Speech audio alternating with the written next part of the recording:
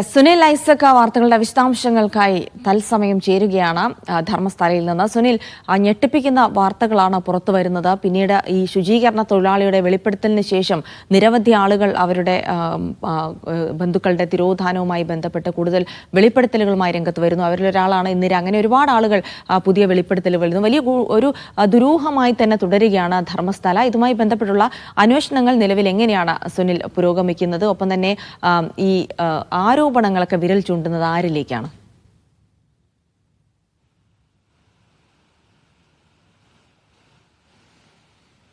Jilsy, good morning.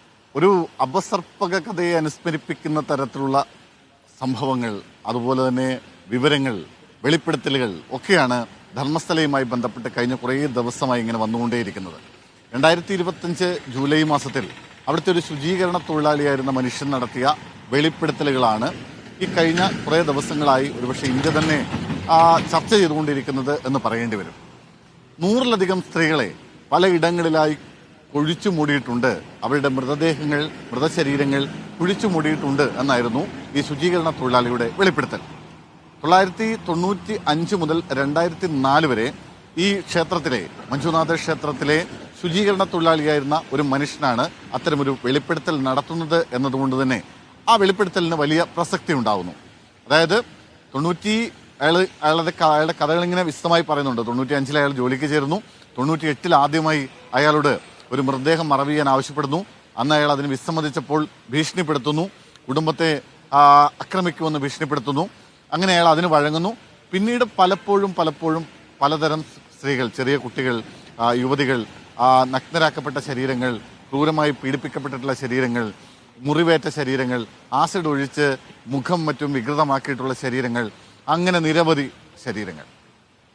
2010 അദ്ദേഹം പറയുന്നുണ്ട്, കല്ലേരി എന്ന് പറയുന്ന സ്ഥലത്ത് അവിടെ ഒരു പെട്രോൾ പമ്പ് ഉണ്ട്. അതിനോട് ചേർന്ന് അവിടെ നിന്നൊരു 500 മീറ്റർ അപ്പുറത്തൊരു കാട്ടിലേക്ക് ഇയാളെ വിളിച്ചു വരുത്തി ഒരു 14-13 വയസ്സ് മാത്രം പ്രായമുള്ള സ്കൂൾ യൂണിഫോം അണിഞ്ഞിരുന്ന ഒരു കുട്ടിയുടെ മൃതദേഹം സ്കൂൾ ബാഗോടുകൂടി കുഴിച്ചുമൂടാൻ അയാളോട് ആവശ്യപ്പെട്ടു എന്നാണ്.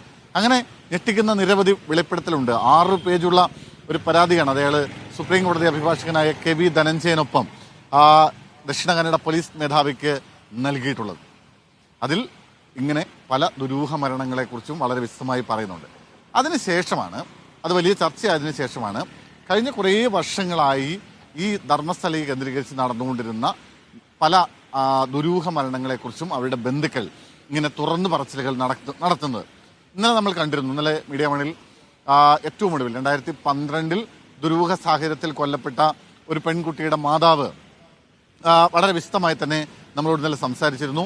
ആ കുട്ടി കൊല ചെയ്യപ്പെട്ട കാര്യം, ആ കുട്ടി പീഡനത്തിനിരയായ വിവരം, അത്തരം വളരെ വിശദമായ കാര്യങ്ങൾ ആ അമ്മ പറയുന്നുണ്ട്. പക്ഷേ അതിൽ ആ മഞ്ജുനാഥ ക്ഷേത്ര ട്രസ്റ്റ് ഭാരവാഹികളായ ചിലരുടെ ബന്ധുക്കളിലേക്കാണ് സംശയത്തിന്റെ മുന ആ മാതാവ് നീട്ടുന്നത്.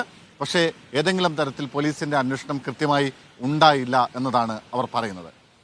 അതിന് പിന്നാലെ നോക്കൂ, ഇപ്പോൾ നമ്മളോട് സംസാരിക്കുന്നത് ഒരു മലയാളിയാണ്. അതായത് 1986 പത്മലതയുടെ കൊലപാതകം ഉണ്ടാവുന്നത്. അവര് മലയാളികളാണ്, ചങ്ങനാശ്ശേരി സ്വദേശികളാണ്. അവരുടെ പിതാവ് ദേവാനന്ദ് അവിടെ നിന്ന് കുറേ കാലങ്ങൾക്ക് മുമ്പ് ഇവിടേക്ക് കുടിയേറി വന്ന ആളാണ്. അങ്ങനെ മലയാളികൾ ഇഷ്ടംപോലെ ഉണ്ട് ഈ ദേവസ്ഥലയിലും ഇതിനോട് ചേർന്ന ധർമ്മസ്ഥലയിലും ഇതിനോട് ചേർന്ന പ്രദേശങ്ങളിലുമൊക്കെ. അങ്ങനെ അദ്ദേഹം ഇവിടെ എത്തുന്നു. അദ്ദേഹം ഒരു കമ്മ്യൂണിസ്റ്റുകാരനായിരുന്നു. അങ്ങനെ അദ്ദേഹത്തിന്റെ കമ്മ്യൂണിസ്റ്റ് പാർട്ടി പ്രവർത്തനം ഇവിടെ വ്യാപിപ്പിക്കുന്നു.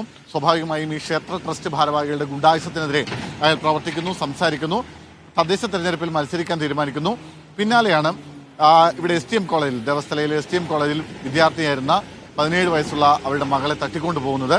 പിന്നീട് 56 ദിവസത്തിന് ശേഷമാണ് മൃതശരീരം കണ്ടെത്തുന്നത്. അത് നേത്രാവഴി പുഴയുടെ കരയിൽ ഒരു മരത്തിൽ ചാരി നിൽക്കുന്ന നിലയിൽ ഒരു സ്കൾട്ടൻ, അതായത് ഒരു അസ്ഥികൂടം മാത്രമായിരുന്നു കണ്ടെത്തിയത്.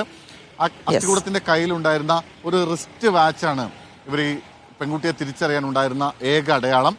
വലിയ ആ പിതാവ് പിന്നീട് കുറേ കാലം അയാൾ മരിക്കുന്നത് വരെയും ഇതിനുവേണ്ടി നിയമയുദ്ധങ്ങളൊക്കെ നടത്തി. പക്ഷെ ഒന്നും സംഭവിച്ചില്ല. ഒരു തരത്തിലും ആരും ശിക്ഷിക്കപ്പെട്ടില്ല. ഇങ്ങനെ നമുക്ക് ലഭിക്കുന്ന വിവരം അനുസരിച്ചാണ് ഏതാണ്ട് 12ഓളം പരാതികൾ ഇപ്പോൾ ധർമ്മസ്ഥല പോലീസ് സ്റ്റേഷനിൽ ഇതുവരെയായി എത്തിയിട്ടുണ്ട് എന്നാണ് നമുക്ക് ലഭിക്കുന്ന വിവരം. എന്തായാലും പരാതികൾ ഇങ്ങനെ കൂടുതൽ വരാനുള്ള സാധ്യതയുണ്ട്. ഒരുപക്ഷെ ഇന്നലെ ഒരു പ്രത്യേക അന്വേഷണ സംഘത്തെ കർണാടക ആഭ്യന്തര വകുപ്പ് നിയോഗിച്ചിട്ടുണ്ട്. ആ ആഭ്യന്തര വകുപ്പിന്റെ DGPയുടെ തന്നെ നേതൃത്വത്തിലുള്ള പ്രത്യേക സംഘമാണ് അന്വേഷിക്കുന്നത്. അന്വേഷണം വരട്ടെ. ഒരുപക്ഷെ അന്വേഷണ സംഘം ഇന്നോ നാളെ ഇവിടെ എത്തും. അങ്ങനെ എത്തി കൂടുതൽ നടപടികളിലേക്ക് പോയാൽ കൂടുതൽ പരാതികൾ ഉണ്ടാകുമെന്നാണ് പ്രതീക്ഷിക്കുന്നത്.